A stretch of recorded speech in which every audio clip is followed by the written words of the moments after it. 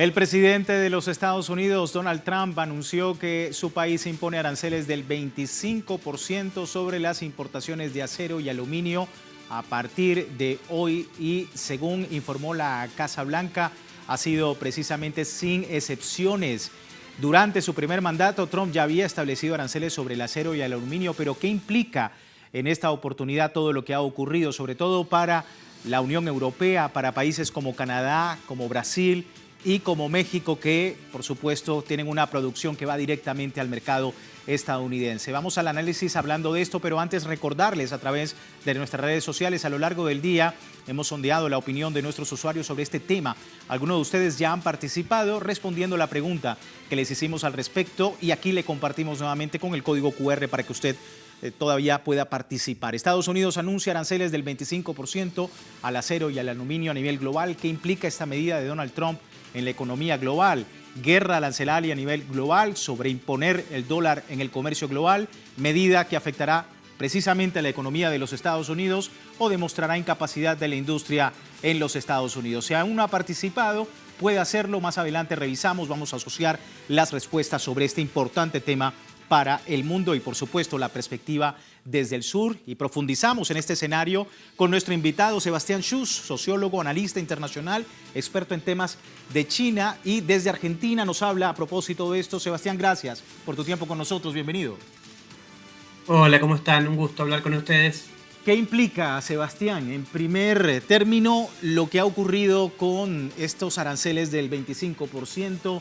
En un escenario complejo y en el que efectivamente las amenazas arancelarias han hecho, pues, en Estados Unidos, digamos, una nueva manera de hacer política exterior? Bueno, implica la ratificación de una estrategia que va a llevar adelante Donald Trump y el nuevo gobierno republicano, que tiene que ver con dejar atrás una política de impulso de la globalización, es decir, de la internacionalización de las empresas norteamericanas que dejaron los Estados Unidos durante la década de los 90 y principios del 2000 para radicarse en países con mano de obra mucho más barata y volver, según el propio Donald Trump lo ha señalado, a una política de defensa de su industria nacional, de su economía nacional, aunque eso implique llevarse puesto o desandar las estructuras de gobernanza global, la institucionalidad global que los propios Estados Unidos y sus socios del norte global construyeron y que fue tremendamente perjudicial para los países del sur global, pero ahora como estas instituciones dejan de serle funcionales a los Estados Unidos, por lo menos así lo ve Donald Trump, muestra cómo para defender sus intereses Estados Unidos está dispuesto a desandarlas sin proponer ningún tipo de institucionalidad alternativa. Esto es algo así como la ley de la selva, la imposición de aranceles unilaterales, cuando Estados Unidos ve que hay determinadas competencias que no les convienen. Y esto de alguna manera pone un manto de incertidumbre en la economía y en el comercio global, que bueno, pone en jaque de alguna manera a determinadas economías que van a verse seriamente afectadas, como la mexicana, la canadiense o la colombiana, y Estados Unidos usa esto como un mecanismo de chantaje de alguna manera, porque si estas economías no aceptan esos aranceles o no aceptan disminuir el déficit comercial, está dispuesta a ir todavía con medidas mucho más profundas. Y precisamente quería preguntarte porque vemos, y lo comentabas, va a haber, por supuesto, una afectación a las economías de países latinoamericanos, pero en torno al escenario, ¿cómo queda Estados Unidos? Un país que está importando el 50% de productos como acero y como el aluminio del exterior. Es decir, van a incrementar el precio, el costo de los productos, sobre todo en materia de electrodomésticos, en materia de automotriz, en el área automotriz también. Entonces, vemos también que esto pudiese afectar de alguna manera a los Estados Unidos. ¿Cómo ves también esa afectación?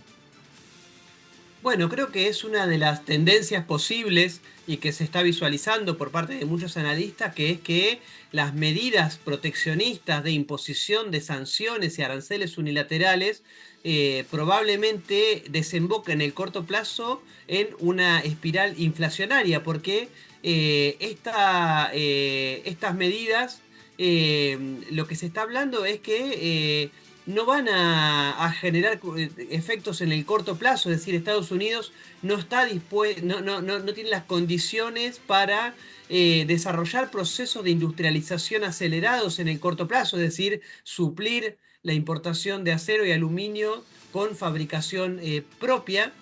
Pero por otro lado, estos países, muchos afectados por las medidas de los Estados Unidos, tienen dos opciones: o de alguna manera se subordinan a las políticas de presión que está ejerciendo los Estados Unidos y aceptan negociar ya sea la baja de aranceles o la disminución del déficit comercial, o por otro lado tienen la posibilidad de adherirse al impulso de un nuevo formato de globalización, un formato de globalización incluyente y cooperativo, que es el que están promoviendo los países del BRICS, un proyecto que plantea la desdolarización progresiva del comercio internacional y que muchos países como por ejemplo Brasil o Colombia o Sudáfrica ya son parte, en el caso de Brasil y Sudáfrica, de los procesos del BRICS, pero esto podría alentar a países afectados por las políticas norteamericanas de articularse todavía más fuertemente con este bloque. Sí, y según los medios se avecina una guerra arancelaria como respuesta a los aranceles del presidente Donald Trump sobre el acero. Y es que la Unión Europea y Canadá ya aseguraron que responderán con firmeza, pues particularmente la presidenta de la Comisión Europea, Ursula von der Leyen, calificó los hechos como injustificados. Esto afecta a principales proveedores de acero, ya lo decías también, Sebastián, como Canadá, Brasil, México y Corea del Sur. Aunque se esperan represalias, las autoridades reconocen que aumentará las tensiones comerciales a nivel global, asegurando que podría destruir lo que han construido en los últimos 40 años. Y preguntarte también sobre esto, viene una guerra arancelaria, ya se esperan estas contramedidas, sobre todo en la Unión Europea. ¿Cómo ves ese escenario? Bueno, creo que hay varias posibles respuestas de los países afectados por el aumento de aranceles de los Estados Unidos, una de las cuales tiene que ver con responder con contramedidas en el mismo sentido, digamos, lo que significa o representa en el corto plazo la visión de estos países de no someterse a este tipo de chantajes de los Estados Unidos y responder con medidas de igual manera, que habría que ver si son efectivas en el corto plazo, porque creo que sobre todo a los países emergentes y en desarrollo, de ninguna manera les conviene impulsar y acelerar este tipo de espiral inflacionaria global. Yo creo que si bien, por ejemplo, China ha respondido con la posibilidad o incluso las acciones concretas de responder con también aumento de aranceles, lo que China ha promovido es la resolución de estos conflictos mediante la creación de una nueva institucionalidad global, de una nueva arquitectura comercial y financiera global que permita desalentar este tipo de medidas que afectan principalmente a los países más vulnerables. Creo que lo que hace o lo que habilita esta política de Donald Trump de sincerar que Estados Unidos hoy lo único que está defendiendo son sus propios intereses, no está defendiendo los intereses de la comunidad internacional. Lo que habilita esto es a sincerar que la institucionalidad así internacional, ¿no?, así como está planteada, ya no sirve a la nueva relación de fuerzas que está presente en el orden geopolítico, y que es necesario una nueva arquitectura comercial, financiera, pero también de gobernanza global que exprese el nuevo peso de los países emergentes y en desarrollo. Creo que si los países, en todo caso, a la par de estas contramedidas, impulsan de forma coordinada una nueva institucionalidad, esto será mucho más beneficioso para los países emergentes y en desarrollo en general. Interesante visión, Sebastián. Y vamos con México, uno de los más afectados. Ante la imposición arancelaria de Trump sobre el acero y el aluminio, pues ha hablado el secretario de Economía, Marcelo Ebrard, aseguró que es injusto y no se justifican sobre el terreno. Revisamos datos. El economista argumentó que México adquiere más acero y aluminio de Estados Unidos que lo que vende, lo que en 2024 se tradujo en un saldo deficitario para el país latinoamericano con más de 6.800 millones. El funcionario alega que es ilógico poner esa tarifa si se está importando este material hacia Washington, aún más cuando se integran los países del TEMEC, tomando en cuenta también que es insumo crucial que requiere un sector estratégico, ya lo decíamos, como el automotriz, sumamente integrado en Norteamérica. En un país, Sebastián, en el que el 75% del acero y el aluminio va directamente a Estados Unidos, por supuesto, va a haber medidas, y esto decía precisamente Marcelo Ebrard, secretario de Economía. Escuchamos. No tiene sentido. Entonces yo diría, lo primero, si tenemos nosotros más importaciones de Estados Unidos de acero y aluminio, pues no es lógico con lo que se está argumentando como razón para poner tarifas, porque somos un país con el que tiene Estados Unidos superávit. Pero lo segundo, esas tarifas son mala idea, porque como ya les mostré ahorita, solo con el pistón estamos integrados los tres países. Desde la producción del aluminio y la fundición del aluminio, cómo se termina el pistón, cómo cruza, se vuelve a armar en Wisconsin, 8 veces, imagínense, un pistón. Entonces tenemos que cuidar esa producción. Ahí el titular de Economía de México, Marcelo Ebrard. Sebastián, este tema tan crucial, ¿y cómo ves la posibilidad de las medidas o contramedidas en el caso de que se sugiera desde México a los Estados Unidos? Bueno, seguramente va a ser sumamente perjudicial para algunas empresas norteamericanas que se han visto beneficiadas y que han impulsado en su momento la firma del NAFTA y luego renegociado TEMEC durante la primera presidencia de Donald Trump. Un TEMEC o NAFTA en su momento que fue central para el reposicionamiento hegemónico de los Estados Unidos en América Latina y el Caribe y en Centroamérica y América del Norte en particular, ya que permitió a las grandes corporaciones norteamericanas tener acceso a mano de obra barata, en el caso mexicano, y esto es lo que está buscando Trump retrotraer, digamos, a Trump. Hoy lo que le está interesando es reconstituir las capacidades industriales de los Estados Unidos. Recordemos que para finales de la Segunda Guerra Mundial, a la salida de la Segunda Guerra Mundial, el PBI norteamericano era más del 50% del PBI global, y ese porcentaje hoy, en 2025, cayó a poco más del 24%. Estamos hablando que Estados Unidos perdió más de la mitad del porcentaje del PBI global que explicaba, y esto se debe a que producto de acuerdos como el TEMEC y del proceso de globalización impulsado por los Estados Unidos, esas corporaciones se deslocalizaron, se fueron a producir hacia regiones con mano de obra mucho más barata.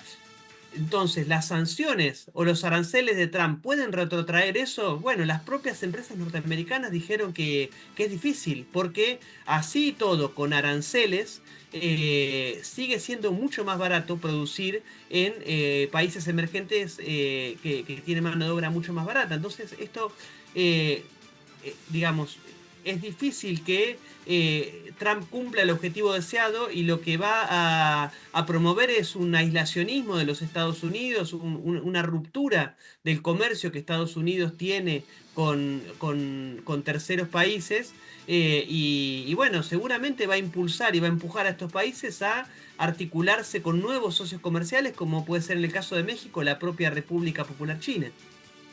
Es justamente un escenario bastante importante, teniendo en cuenta que China también ha comentado, el proteccionismo de Estados Unidos no conlleva a nada, no hay ganadores, decía China, en torno a esto. Sebastián, quiero que por favor te conectes con nosotros, te mantengas con nosotros, vamos a hacer una breve pausa, pero antes vamos a ver la participación de nuestros usuarios en la encuesta. Acá tenemos el código QR para nuestras redes sociales. Al final de nuestra emisión analizamos resultados sobre el tema que estamos abordando el día de hoy, aranceles al acero y al aluminio por parte del gobierno de los Estados Unidos. Con esto vamos a la pausa en El Mundo desde el Sur. Ya regresamos.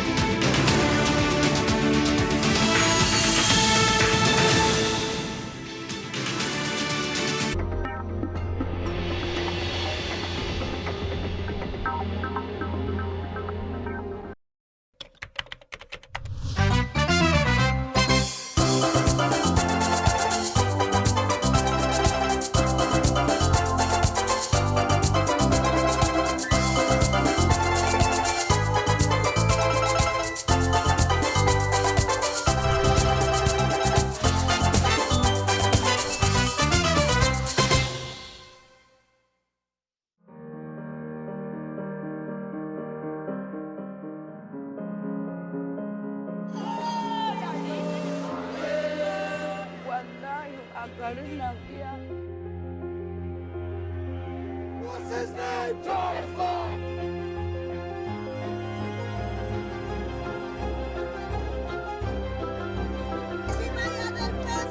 Reportajes Telesur.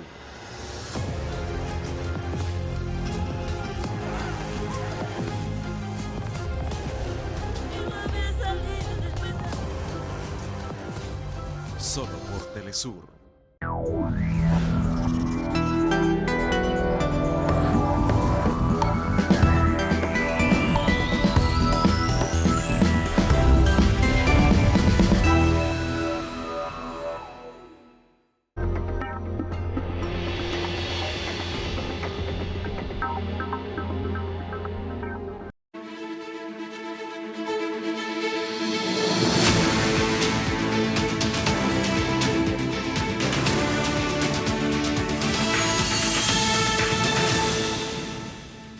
Gracias por seguirnos en El Mundo desde el Sur. Aranceles al acero y al aluminio por parte del presidente de los Estados Unidos, Donald Trump. ¿Cómo ha sido el impacto, por supuesto, geopolítico, a nivel internacional, también económico? Pero vamos a conocer cuáles son los países con mayor producción de acero en el mundo. Según la Asociación Mundial del Acero, este mineral, considerado uno de los más utilizados, se produce en mayor proporción en China, que representa más de la mitad de los 1.882 millones de toneladas de acero crudo producido a nivel mundial. El segundo lugar lo ocupa India, seguido de Japón, Rusia y Corea del Sur. Esto según cifras de 2024 y teniendo en cuenta el escenario que estamos analizando el día de hoy con Sebastián Schulz, analista internacional y sociólogo, para poder entender un poco más el escenario. Sebastián, gracias por la cortesía de mantenerte con nosotros. Y bueno, es una medida que va directamente con una nota a China, porque aunque no es el mayor exportador directo a los Estados Unidos, pareciera que va encaminado hacia China esta nota tan importante de la administración de Donald Trump, teniendo en cuenta que China ha sido uno de los productores más importantes de acero y aluminio. ¿Cómo estás viendo también pues esta guerra arancelaria directamente con China? Ha comentado el gobierno chino que no lleva a ninguna parte, que efectivamente el proteccionismo de los Estados Unidos no tiene ganadores en ningún lado. ¿Tu lectura? Bueno, creo que es un poco una vuelta a la estrategia llevada adelante por Trump durante su primera presidencia y que tiene que ver con, bueno, decíamos antes, ¿no? Reconstituir las capacidades económicas y fundamentalmente industriales y tecnológicas de los Estados Unidos y en este marco, como uno de los objetivos principales, reducir el déficit comercial que Estados Unidos tiene con muchos países del propio norte global o incluso emergentes y en desarrollo. En ese marco, uno de los principales objetivos está puesto en reducir el déficit comercial con China, que si bien Trump lo había logrado reducir hasta los 200.000 millones de dólares cuando él terminó su presidencia, durante la gestión de Biden ese déficit volvió a ampliarse hasta alcanzar casi los 400 millones de dólares. Y en ese déficit lo que preocupa principalmente a Trump son, por un lado, las empresas norteamericanas que se deslocalizaron y que se fueron a producir a China para luego vender en el mercado norteamericano, pero también le interesa la dependencia que tienen los Estados Unidos de algunos minerales considerados críticos, como vos mencionabas, el acero, el aluminio, entre otros. Entonces, yo creo que Trump, desde principios de su segundo mandato, está buscando revertir esa relación, forzando o intentando forzar algún tipo de negociación con China, es decir, para reconstruir esta relación, para que Estados Unidos de alguna manera tenga una actitud más responsable. China tiene que sentarse a la mesa y aceptar reducir el déficit comercial. Digamos, en su momento la carta de negociación de Trump fue, bueno, yo suspendo los aranceles que puse a determinados productos a cambio de que China aumente las compras de petróleo y alimentos a los Estados Unidos. Hay que ver si Trump vuelve a proponer este tipo de negociaciones que habían sido las que desembocaron en la fase 1 del acuerdo comercial, que se cayó a partir de la pandemia, o Trump va mucho más allá y no está dispuesto a ceder en este tipo de negociaciones. Así todo, lo que está haciendo Trump es hacer saltar por los aires todo el sistema de la Organización Mundial del Comercio, cualquier tipo de regulación de la política comercial global o acuerdos comerciales globales, porque esto estaba bien claro en la estrategia de seguridad nacional de los Estados Unidos. Trump ve que el mundo de hoy es un mundo de competencia estratégica entre estados nacionales y que no hay posibilidad de ningún tipo de regulación internacional. Sí, competencia, por supuesto, proteccionismo son elementos, son claves en torno a esta guerra arancelaria que Donald Trump ha comenzado en el mundo. Sebastián, muchísimas gracias por tu tiempo, por entender este importante análisis.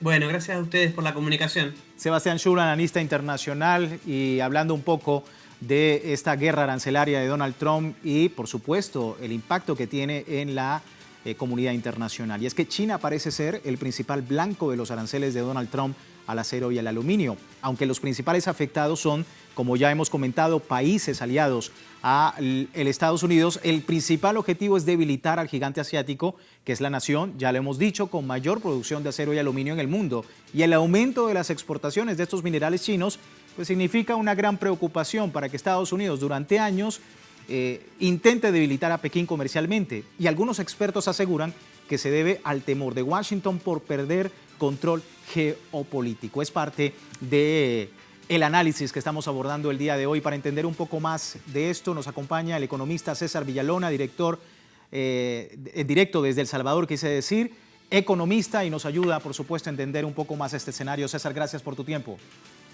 Gracias a ustedes por la invitación. Bueno, una guerra directa de Estados Unidos contra el aluminio y el acero del mundo, pero como decíamos anteriormente, una nota muy importante a China por ser uno de los mayores productores de estos dos productos, y preguntarte precisamente a dónde va todo esto, qué va a conseguir Donald Trump con todo esto y cuál sería el impacto que tú estás viendo. Dice nuestro analista anterior, Sebastián Schulz, que va a tener un margen la administración de Donald Trump para poder negociar un poco con China o con otros países. ¿Tú qué opinas? Sí, yo creo que es un mecanismo de negociación por lo siguiente. En el caso del acero, Estados Unidos importa el 25% del acero que consume, de manera que no lo puede sustituir.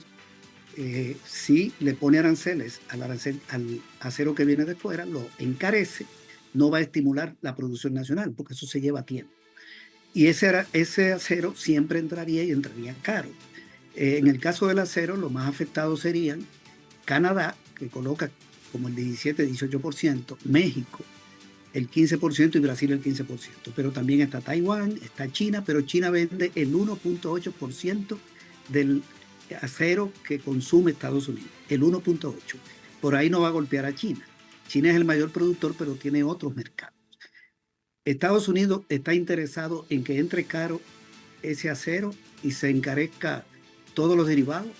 El acero se utiliza para la industria automotriz, para la industria de la construcción. Se utiliza para otros productos como tubos, productos semiacabados. Se utiliza para electrodomésticos, para maquinaria. Le va a encarecer todos los costos. En el caso del aluminio, ahí ellos consumen o importan el 50% del aluminio que consumen. Es decir, no lo pueden sustituir. Va a entrar caro y ahí sí golpearía más a China, que le vende la mayor parte, pero también venden otros países como Egipto, la propia Argentina, Tailandia, es decir, está diversificado. Yo creo que si ese arancel se mantiene, el impacto va a ser un encarecimiento de esas dos materias primas y todos sus derivados en Estados Unidos, un aumento de los costos de producción en Estados Unidos y una pérdida de competitividad de Estados Unidos por aumento de costos. Por lo tanto, ahí tiene que haber algo de fondo. Aparentemente es una medida para afectar a los exportadores, pero afectaría incluso su aparato productivo. Sí, pero a riesgo incluso de que suba la inflación en los Estados Unidos. Exactamente, se encarecen los precios y los costos y pierde competitividad, porque el producto de Estados Unidos que se exporta tendrá costo más alto, pierde competitividad. ¿Y con quién es que comercializa? El 50% de lo que Estados Unidos, el 42% de lo que importa viene de China, de México y de Canadá, principalmente México, en ese orden, Canadá y China, más o menos, Canadá y China casi igual. casi más del 40% de lo que importa. Y todo eso no podría dejar de entrar, porque no lo pueden sustituir. Entonces aparenta ser una aberración, una guerra comercial, pero un poco aberrante. Tiene menos dependencia del acero, pero también es un 25%. Por lo tanto, me parece que luego lo que van es a ver qué negocio y qué es lo que está haciendo este gobierno, las señales que ha mandado. Porque antes le puso 25% a los productos de México, de Canadá, y luego se sentó a negociar. No se sentó, sino que negoció por teléfono, digamos, con la presidenta de México. Y aplazaron la medida por un mes. Ellos tienen interés en controlar las rutas comerciales, fundamentalmente las rutas comerciales. China es el país más exportador del mundo con el 15% de las exportaciones mundiales. Estados Unidos es el segundo con el 8% y Alemania con el 7%. De manera que Estados Unidos no puede golpear a China tanto por el lado de la producción. Ya Trump gobernó 4 años y se vio que no pudo reducir mucho el déficit comercial con los aranceles que puso y no se atrevió a ponérselo a México y a Canadá, porque esos productos siempre van a entrar y le generan un encarecimiento tremendo. Le quiebran parte del aparato productivo por el incremento de costos. Eso está difícil, porque está muy vinculado. México le vende mucha materia prima, Canadá le vende productos industrializados, le vende energía. Esa guerra comercial la pierde. Entonces están en eso, pero quieren controlar el Golfo de México. Ya en Centroamérica van a hacer puertos en Guatemala, van a hacer lo mismo en Costa Rica y en El Salvador. Negociaron con el gobierno también, posiblemente, que China no se le concesione el puerto de la Unión, etc. Luego van a tratar de ir a Sudamérica, a Perú, a Chile, es controlar las rutas comerciales, porque por el lado de la producción con China no pueden, y mucho menos con el BRIC. Entonces, yo creo que el arancel se está utilizando como un arma política, y lo que quieren es controlar puertos, aeropuertos, que China no invierta en América Latina o pare las inversiones en infraestructura, en energía, en minería, en toda la parte logística. Esa es la batalla. Golpear a China por el lado logístico de las estructuras comerciales, de las rutas comerciales, y por ese lado le afectan la producción. Esa es la estrategia que yo veo, porque la parte arancelaria le genera un tremendo problema a ellos mismos. Puede ser que mantengan algunos aranceles, pero por ahí no van a impedir que China siga creciendo 5% y se le siga acercando en el terreno de la producción mundial. Arma política. Esta es mi apreciación. Esa es mi apreciación. Sí, arma política, arma para efectivamente desestabilizar geopolíticamente a otros países, tanto del continente como del mundo. César, se me termina el tiempo. Muchísimas gracias por tu tiempo con nosotros. Gracias a ustedes. Un abrazo. César Villalona, economista, hablando de esta guerra arancelaria de los Estados Unidos con otros países, con el mundo, hay que decirlo. Vamos de inmediato con los resultados de la encuesta que tenemos en pantalla. Gobierno de Estados Unidos anuncia aranceles del 25% al acero y aluminio a nivel global. ¿Qué implica esta medida de Donald Trump en la economía global? 59% de los usuarios dice guerra arancelaria, precisamente en el mundo. 19% de los encuestados sobre imponer el dólar en el comercio global. 14% de ustedes dicen medida afectará economía de Estados Unidos y solo un 8% dice que demostrará incapacidad industrial de Estados Unidos. A ustedes muchísimas gracias por participar de esta encuesta en El Mundo desde el Sur. Nosotros finalizamos y como siempre recordándole www.telesurtv.net con nuestra señal en tiempo real desde cualquier parte del mundo y a través de Telegram, nuestro servicio informativo las 24 horas del día para una perspectiva de todo el mundo desde el sur. Gracias.